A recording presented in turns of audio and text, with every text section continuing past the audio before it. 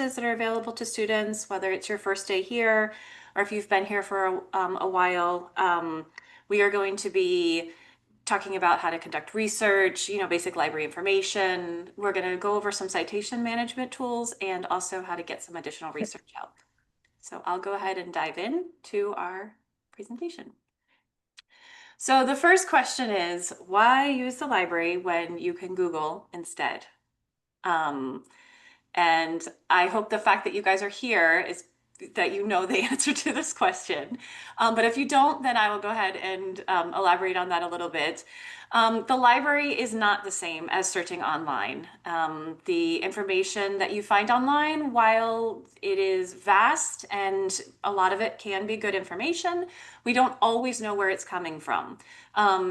Sometimes the information is not reliable or credible, so we have to make sure that we are checking to see where our sources are coming from.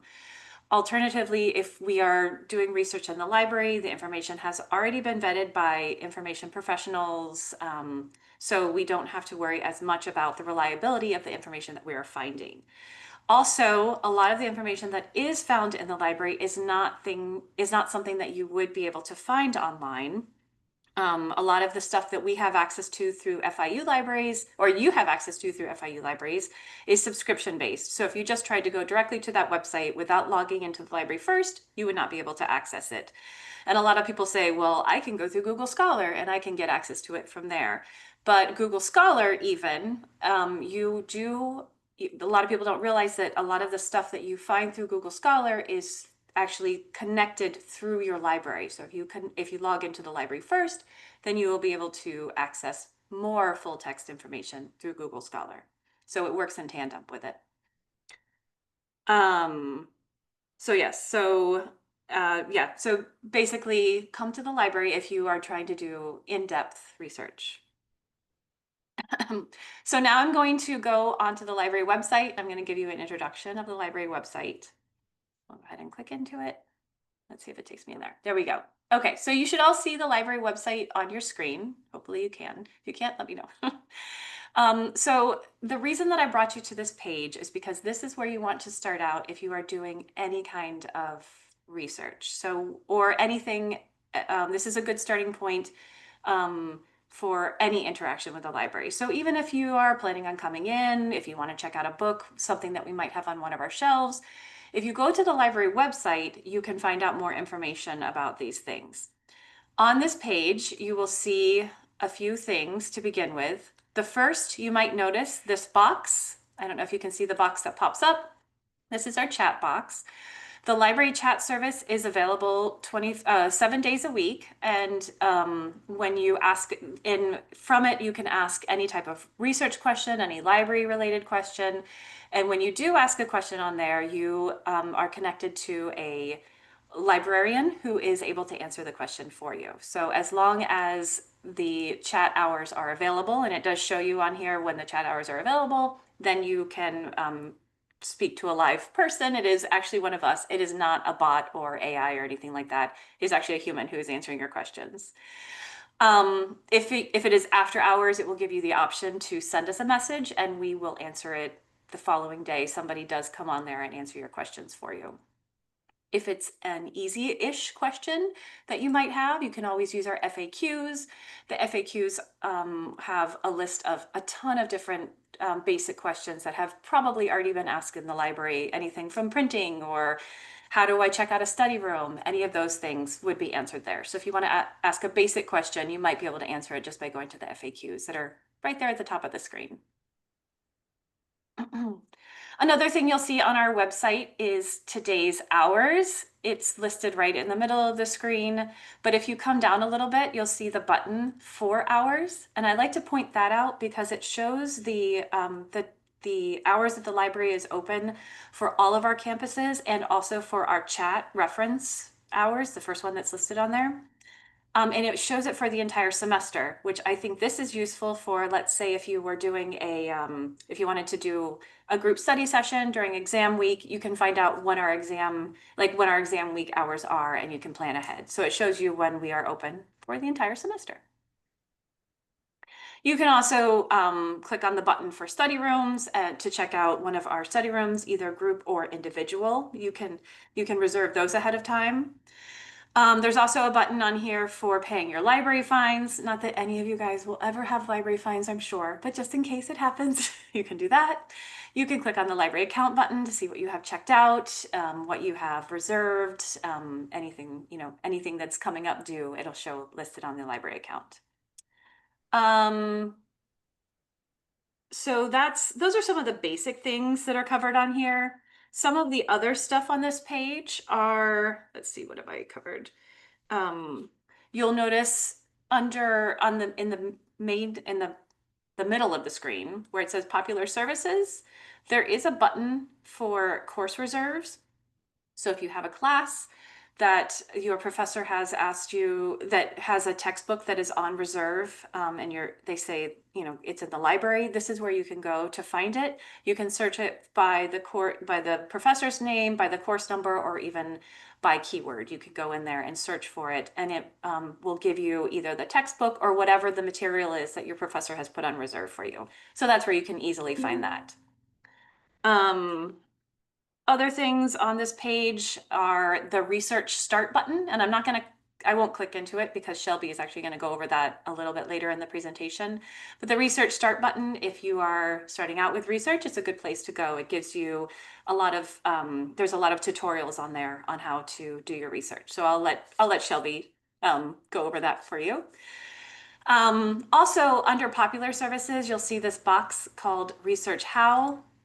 Research How is kind of a neat button because under here are also tutorials on doing research, how to navigate the library, how to do research. So if you are unsure of how to get started with it, this is a good place to go. Getting started with research is a great place to click because it gives you tutorials on just how to pick a topic, where to start searching, how to write a bibliography, all that sort of stuff is listed on here. So it starts at very basic. So if you're unfamiliar with doing research, or if you have not done it for a long time, this is a great page to visit. Do I have any questions so far? Let's check the chat and see if there's anything in here. Okay, we had a question about seeing a librarian in person. Yes, we absolutely have librarians at the library that you can come in and ask to speak to. The caveat is that maybe your subject liaison librarian is not present at the moment. So anybody that's there is definitely going to try to help you as best as they can. But if it's a really nuanced research question that might require that expert, you can absolutely schedule an appointment with your liaison through our consultation form. Yes. But we'll get you started. Yes, thank you, Shelby. Yes, and I would say the same thing for chat. If you are at home and you would like to speak to a librarian, going on to chat is a really good place to ask a good, that's the starting point for questions. But if you have an in-depth research question that is very subject specific, it might be a good idea to reach out to your subject specialist.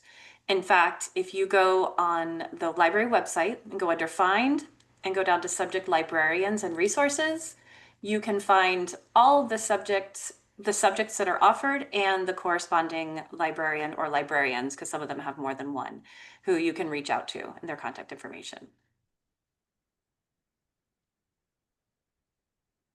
Okay, so that's the library website in a nutshell. I just wanted to give you guys an idea of how to navigate it or what you're looking for when you come on here. You'll notice that at the top of the page, there is this white search bar, and that is the discovery search bar. The discovery search bar, I like to refer to it as the Google of the library website, because you can go on there and you can search for most of the things that the library has to offer. So if you're looking for something specific, let's say you're looking for a book or an article, you can type in the title of the book, the article, you can type in an author's name here, and it will search not only our library catalogs, which has all of our book and ebook collections, so the stuff that we have in print or online, but it also searches our library databases. Our library databases contain articles, newspapers, all kinds of digital content. And we have over 1,200 library databases. So this searches most of the library databases all at once. So if you are just quickly trying to find the answer to a research question or you're just getting started, I do highly recommend coming onto the library website and start searching here. So I'm just going to do a demonstration on how this works. And we'll get going. So the keywords, so what I usually tell students to do at this point is from this page, just go ahead and type in any keyword. It doesn't really matter because what we want to do is get to the next page. And I know Shelby has a little bit different way of getting to the next page than I do. I tell students to just go ahead and type in a keyword here and hit enter, and it will take you to the next page. She goes under find and goes to discovery search, and that takes you automatically to the next page. So whether you want to do it my way or her way, it matters not, just get to the next page. I'm the hospitality librarian, so I usually tell people I usually use the keyword hospitality. That's what I do, but you can use any keyword. So here we are after we have typed in that keyword. And from here, it's going to look more like what a search page will look like. You'll notice at the top, you'll see where you can enter your keywords. And if you come over here onto the right-hand side where it says advanced search, if you click that, it allows you to narrow down your search a little bit more. So from here, you can change the field. So if you know that the title of the work that you're looking for, you can click on title and then type that in, author, so on and so forth. You can type that in here. You can also choose the material type. So if you're looking for journals, books, anything from this list, or even language, you can even choose the publication date if you want to narrow it down to that. You can additionally add more lines, whatever you want to do.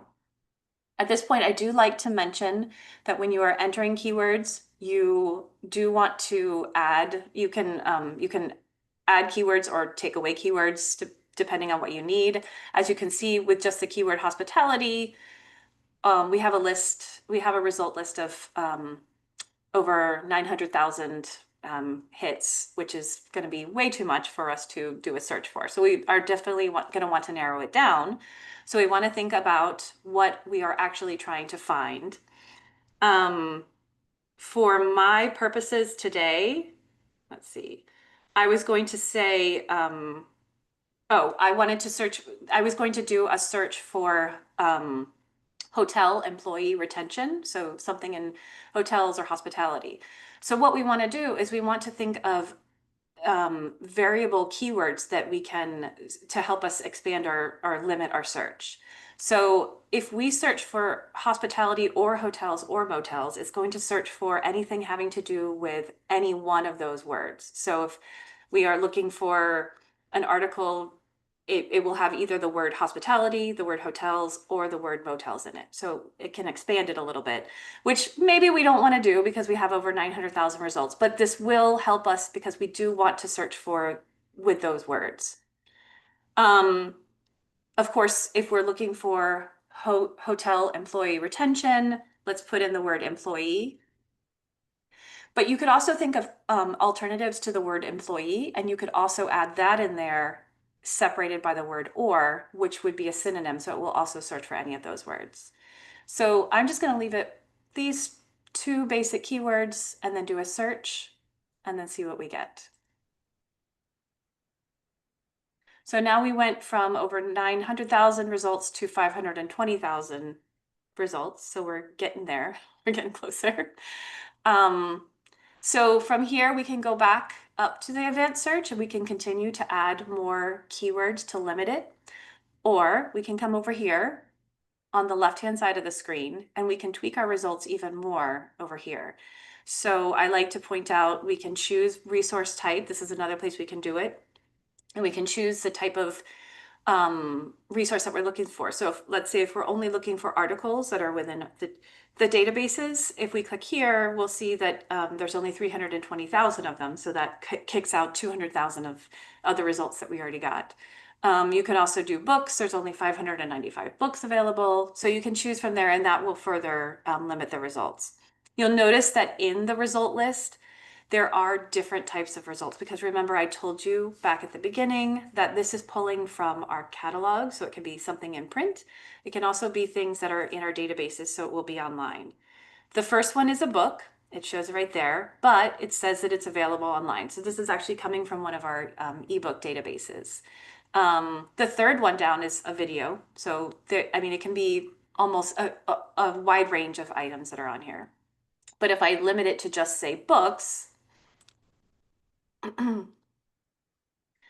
now everything is going to say book, and it will give you the information for it. You can also choose by location, you know, you can do publication date over here as well. We can choose for that, but I'm just going to go ahead and leave the search at this because you get the point. You can limit it as much as you want. Once you have found the item that you want, you can go ahead and click on it.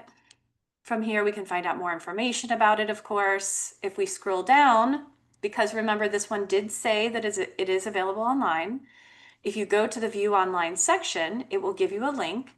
From this link, you can click here and it will take you directly into the item. So in this case, it's this book that came from Taylor and Francis, and you'll be able to read it in full text right here. If it was a print book, you would be able to scroll down further. It's not going to be on here, but you would be able to scroll down further and it would tell you the physical location of it on our shelves and which library it was in, whether it's here at the Hubert Library or down at the Green Library on the at MMC. And then it'll give you the call number and you can go and find it. Does anybody have any questions about that or what I've covered so far? Okay, good. And as I said, I'm just giving an overview of our library, doing a basic search. There is a lot more to searching, but this is a good way to get you started with doing it. So now, once you have found the item that you want, you're going to use this for your research.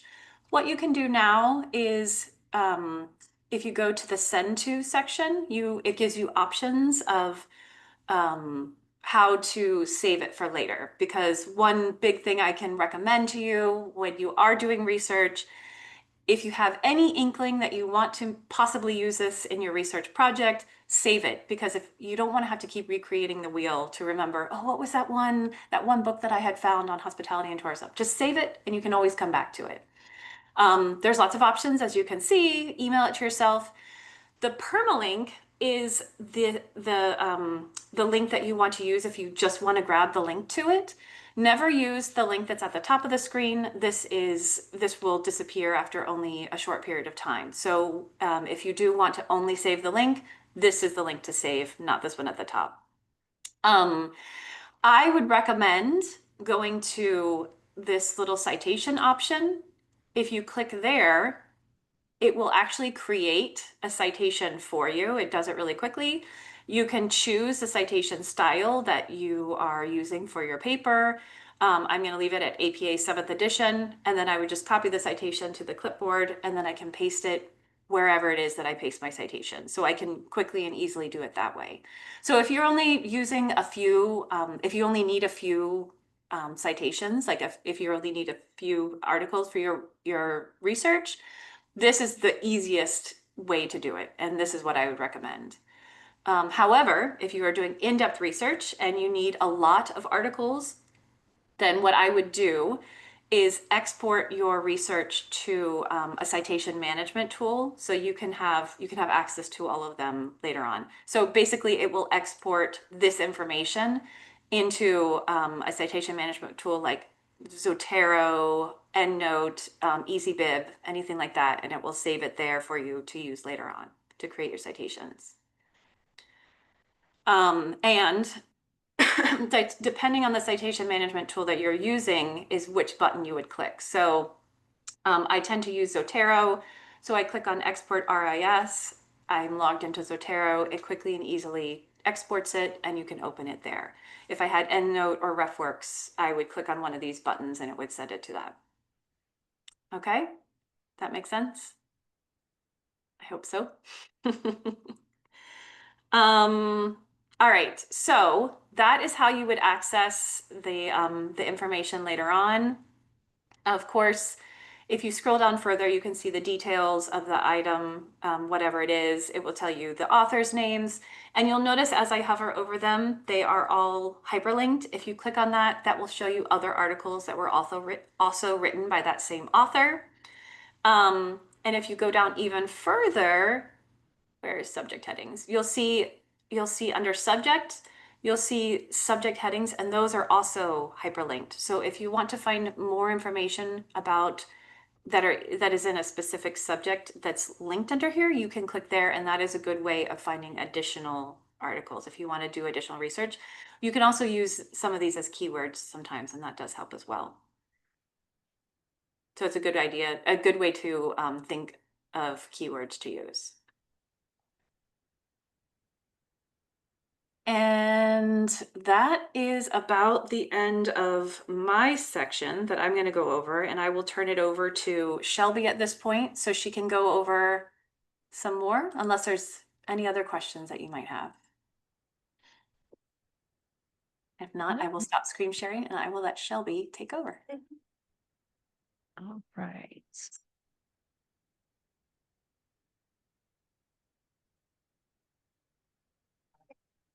I've got my consultation form up. Sorry about that. Okay, great. So now that we've gone over this first tab, this discovery tab on the library homepage, what I would like to talk to you about next is the catalog button right next to it. So this tab is different from the discovery search because it will only pull results that are from the FIU catalog.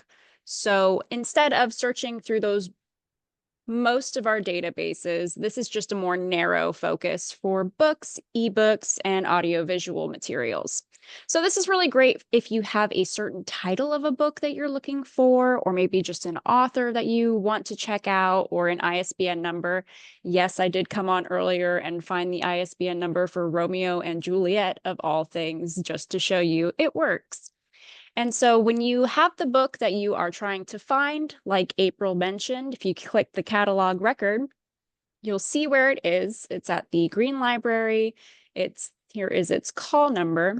It's in the general collection. There's even a handy locate button here. Something you can also do is you can request books. So if you're at if your primary location is the BBC campus, you can request that these books are taken from MMC to BBC, and then you'll be notified when it's arrived for you. It's a really handy trick. We also do this for FIU I-75 as well. But so that's how basically the catalog will work the same way as the discovery search bar. And since I did use the ISBN number, you didn't get to see all the filters on the side. So let me just go ahead. Let's try looking for Maze Runner. And you'll see it all has the same kind of filters on the side. So if you're looking for an author or a subject material, it basically operates the same way, except you don't have to filter through articles and all of these crazy results that are also populating from the databases. So if you just want a quick, succinct, I'm looking for this book, the catalog is the way to go. The next tab on our library homepage is this eJournals button. So the eJournals button is basically when you're trying to look for a journal publication. So this is when a professor says, hey, go find an article from the Wall Street Journal, or like the Journal of Criminal Justice, things of that nature. Instead of having to try to sift through the discovery, which gets very tedious, you can just use this tab to find your journal publication. So we'll go ahead and look for the Wall Street Journal under the eJournals tab.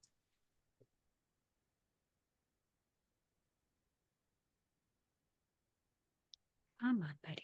It's going to be our very first result in this population.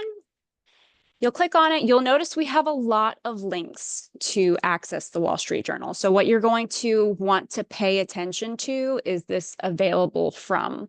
So like here for ProQuest historical, you notice that we have from 1923 to 2013. So anything prior to that, this link will not give you, or post 2013 will not give you. However, this very top one, you'll have access from 1984 to present. So just keep that in mind when you're taking a look at it. When you click on these links, you'll be taken to the page to actually access these articles. And it'll look different based on the link that you click on, but most of them will have like a drop-down menu so that you can see, okay, I need to go back to 1991. Here's the month, show the issue contents. Great. And that will apply to basically every interface will be a little bit different, but always kind of have the same key functions and features for you. So that is our eJournals tab. So what I'm going to talk about next is subject resources. So subject resources are really important when you've decided, I don't want to get any interdisciplinary results, because a lot of topics can apply to a lot of fields of research. So when you're ready to get into the nitty-gritty of, I just want things that are relevant to my subject area, we're going to want to go to subject resources. This is also because the discovery search bar, while fantastic, is not a comprehensive tool. So it will, you've heard me and April say it this entire time, most databases. What we mean by that is that some very niche databases like Web of Science or statistical and demographic information, you just search for these things very differently. So it's hard for a generalized interface to be able to incorporate those results. As well as like the New York Times. We have to log in and register for New York Times, which is really great because if you're an FIU student, you have access to New York Times thanks to being an FIU student. But until you activate your group pass, it's not going to show up. Oh, and I mean, it won't show up in those results even if you do activate it. You have to go through New York Times.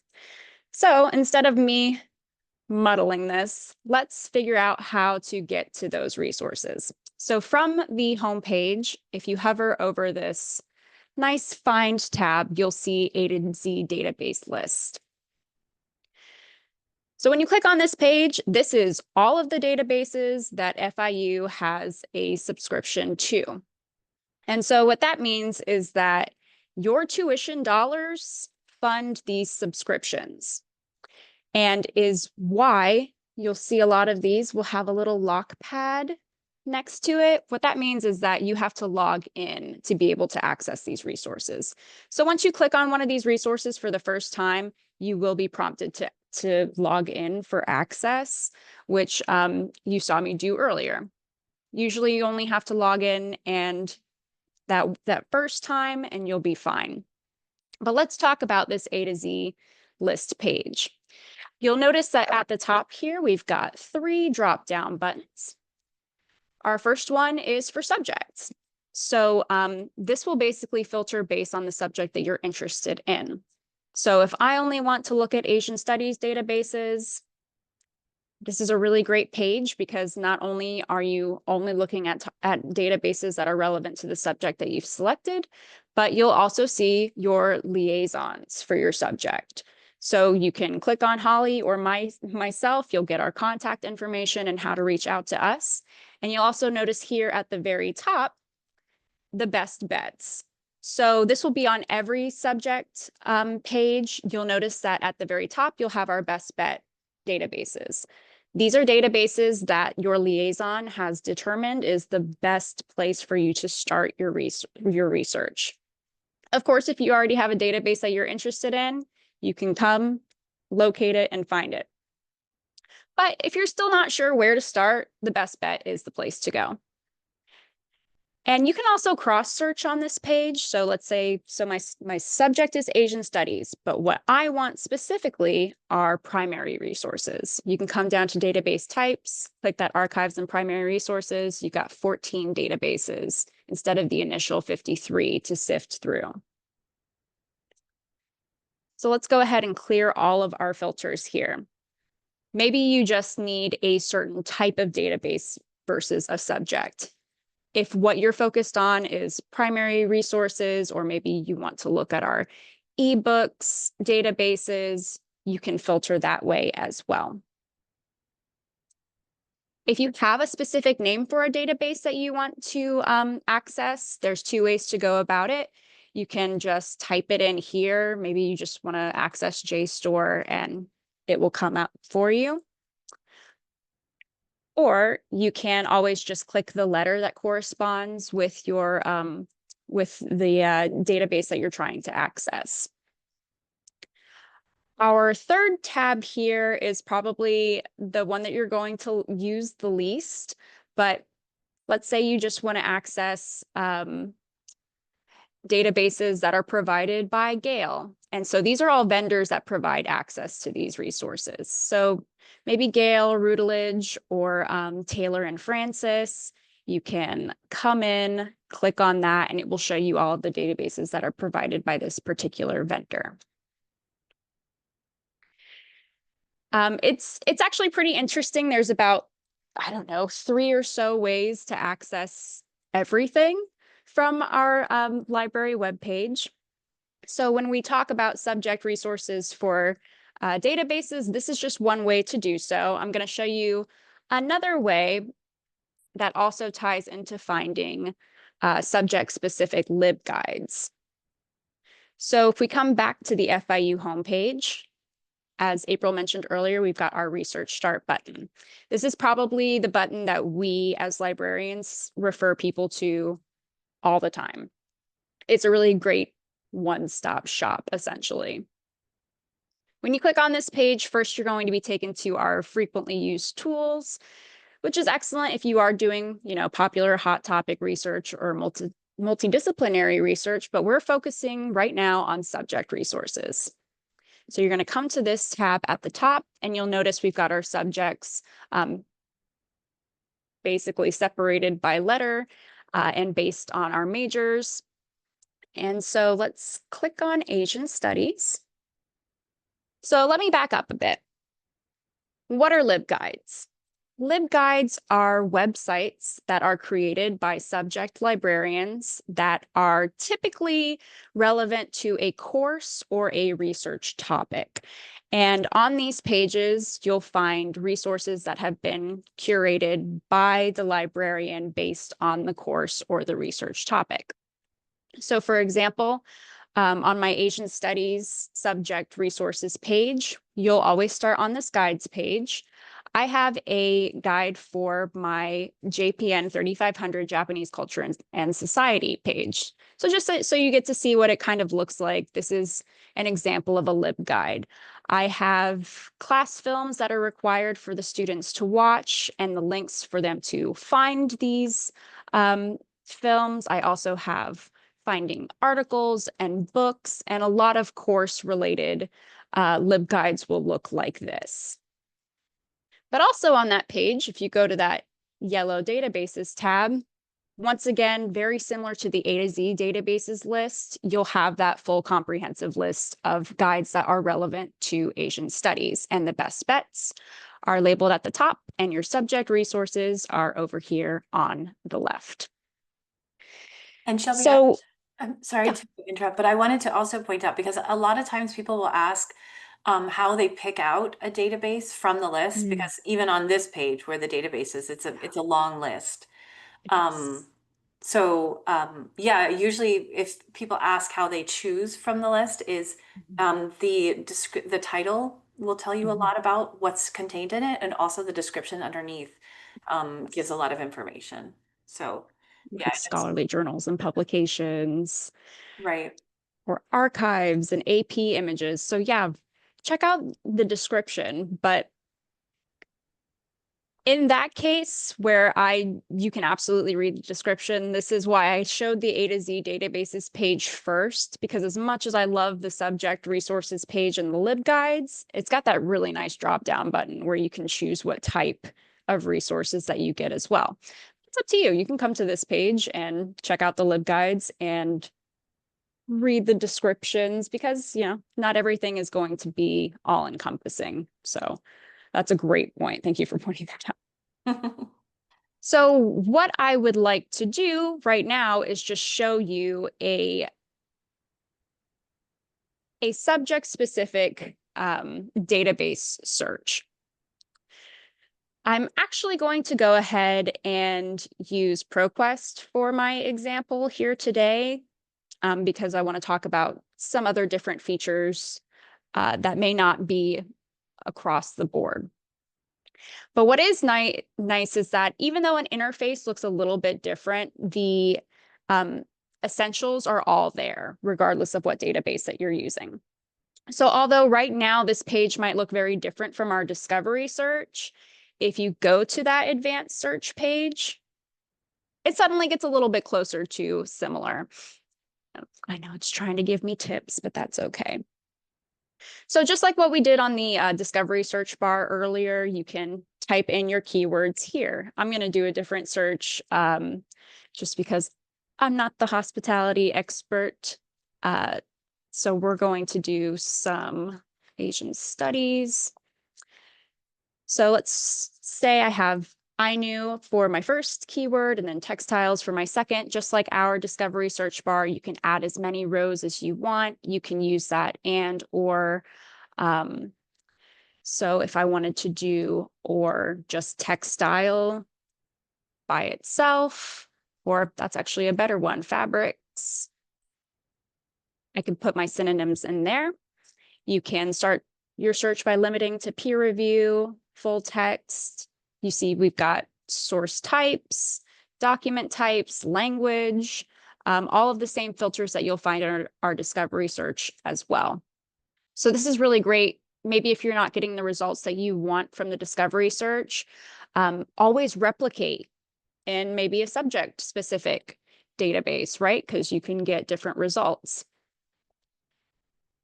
And you can go through your search and it will basically give you your filters on the left-hand side of the page again, as well as show you your results. But something that we do want to talk about with a database such as ProQuest or even Academic Search Complete, any sort of subject-specific or multidisciplinary database, you can also search based on publications. So if you have a publication that you want to look into, you can always click that button and explore these publications individually. Another really fun tool is that the way that databases define their subjects may not always be uniform. So some will have a thesaurus available to you, or maybe index, I think is what Academic Search Complete, but all under the same line. And these thesaurus will basically help you improve your keyword search. So then that way you know, okay, well, what is everything that is related to careers, degrees, things of that nature. That way, if you're not getting great results with the key terms that you're using, maybe if you start using words from the thesaurus, it will help you expound. There's also a really neat feature in databases such as this, which is change databases. So this will just help you basically narrow down even further. So if you want to look into a specific database, you can add or remove. And let me make sure I've got. Ultimately, what it comes down to is play around. You can't break these databases. Click on things, explore, try new things. ProQuest is really great because if you are hitting a wall, they'll give you these search tips that you can go through, kind of just like a nice basic tutorial. And a lot of databases do have this feature. So databases might seem overwhelming, but once you get in there and you start your search, it really does kind of get easier over time once you familiarize yourself with it. And now, the final thing that I'm going to show you is citation tools and managers. So this is back on our research start page. Our final tab over here is research support. So this research support page will have your citation tools and help as well. If you go to For the sake of this workshop, we're going to go to citation managers. But if you're ever stuck, this citations and plagiarisms guide is fantastic. It's got really great information about MLA, APA, Chicago. It's got examples, it's got resources, a really great place to go if you're stuck with your citations. But for our manager's guide, this is where you'll find our EndNote and Zotero information. So EndNote, we do have workshop recordings from our previous WorkSmart series, as well as just some other recordings for basics, bibliographies, if you need help. And also where to get EndNote, because EndNote is actually something that you can get for free as an FIU student. You just have to go through Panther Tech and you'll go to their software and you'll see EndNote here. When you add it to the cart and check out, even though it's free, you'll get a link to access and set up your own personal EndNote license. And Zotero is free for anybody. So if you would prefer to do Zotero, you can always just log onto their site, create your account, and check out our workshops as well. And of course, there are other generators, EasyBib, Mendeley, that we do have here for you as well. And if you're new to citation managers, that's absolutely okay. That's kind of what generated the WorkSmart series in the first place. So I'm actually going to go ahead and see if, oh, well, maybe I might have to ask April to pop it into the chat. But we do have upcoming workshops for specifically EndNote 21, Zotero, AI tools for library research. Really great place to check it out if you're a novice or if you just want to know more. Yes, I just put it in the chat. Thank you very much. And the one last thing that I do want to talk about back on our research start page is our step-by-step guides. If we have gone through something today that maybe, oh, I remember them talking about this, but I can't remember, not only can you reach out to us personally, but you can also check out our guides on the research process. It's just a really great step-by-step kind of getting started with your research and how to follow through the process without feeling overwhelmed. But of course, you're welcome to reach out to us, and we are recording today's session that will be put onto our WorkSmart page with our past recordings. I know that was a lot. Does anybody have any questions? Yes, no, maybe? Okay. April, is there anything I forgot or anything that we still need to touch on? I mean, I think that you covered everything. We realize that it is a lot of information. So if there's anything, any takeaway from today is, reach out to a librarian if you do have any research questions. We are happy to sit with you one-on-one in a group session and go over any of these topics, any of these concepts. We can, I work with my students from hospitality to show them, dedicated resources specific for their classes, and each liaison does that with their student areas. So whatever your liaison area is the person is a really good resource for you. I actually have a quick question. It's just to go back a little bit. Shelby, you were going in to log into the SSO. What is that, by the way? So on our Discovery homepage, it will give you two ways to sign on. So SSO means single sign-on. So that will just be your FIU username and password. Oh, And that's also, yeah, that's the same thing as well when I mentioned that it'll require you to log in for subject-specific databases. Anything that's got that little padlock will ask for your FIU username and password. Okay. And that's it.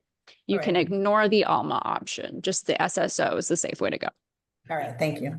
And typically it asks you the very first time you click on anything, and then you won't get asked again for quite a while. So even if you log in, like when you log into the general page for library resources, you can log in there too. You also log in to your SSO, or So the SSO, the reason why I had to log in for the SSO was because I tried to place something on hold.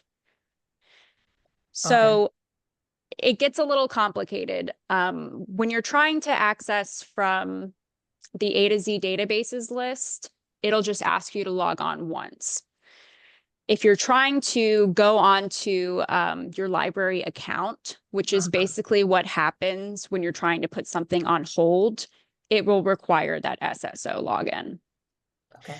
So I know that it's a little complicated, but that one won't transfer to the databases. The single sign-on is mostly just if you want to place things on hold, if you want to see your library account, and if you want to pin searches in Discovery specifically. Okay. But for the most part, it's all the same sign All in. the same credentials, yeah. All right. Thank So you. even if it asks you in more than one place, it'll be the same credentials that it asks you for. Okay. We've tried to streamline it. All right. Thank you. Are there any other questions?